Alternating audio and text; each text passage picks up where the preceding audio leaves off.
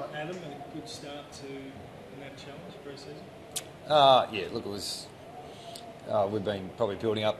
They're in a different phase than Fremantle at the moment, so we needed to play a stronger team because I need to get the boys playing together. So we were really pleased with our intent today. Is the main thing. Were you even surprised possibly with the efficiency and the fluency and how things have actually panned out for you? I wouldn't say surprised. We've been working on that a lot. But it's mainly the work rate and our hunt for the footy early on, and the rest sort of flowed from there. So once again, it's a NAB challenge and two teams in two different phases of training, and so I'm not getting carried away. Well, can you give us a thought on your skills levels, because especially your goal kicking, the finishing was impressive. Yeah, sometimes you think your goal kicking's about the actual execution, but just as important as where you have your shots from. So.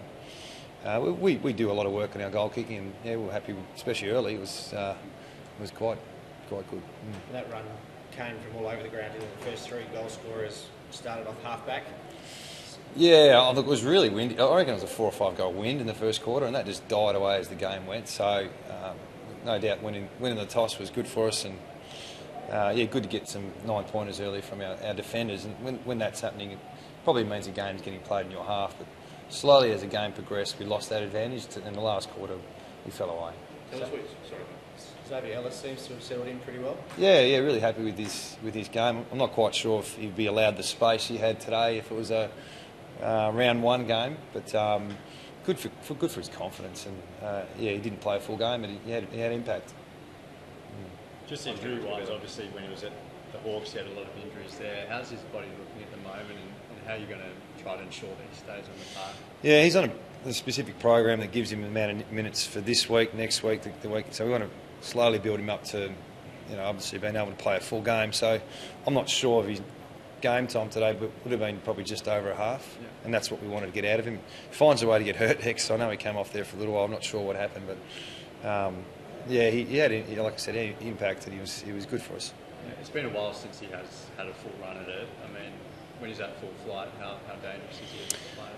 Oh yeah, no doubt, and it's, the reason why we got him over, I would say, he's a number 3 draft pick. So he's got good composure, he's talented, and he's got great character. So we just need to get that body right.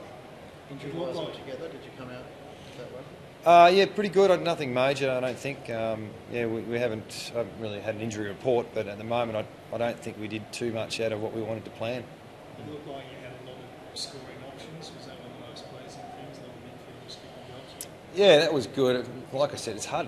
It's just hard to tell. I mean, we take what we can, and I'm pretty sure that was an AFL standard in terms of how the game was played. It was a good practice match, so we feel good about ourselves because we had a win. But there's a bigger fish to fry.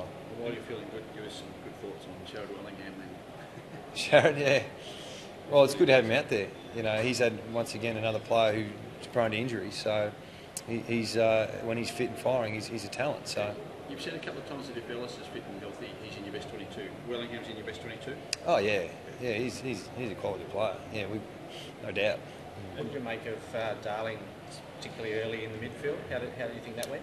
I haven't had a chance to reflect on that, but we had a rotation. He was part of it. I think he has impact in there. He's got a bigger body, and sometimes the question marks on our midfielders that perhaps are not quite big enough. So he adds to the strength, and he has a go, doesn't he? Some of your flexibility, I don't recall Mitch Brown being a bloke that's played on smalls before. Is that just part of what your flexibility mantra is? I'm still working out what they can produce. Yeah, so he's got the speed, so why not? Dom Sheets had 17 in the post. Did he? Shot.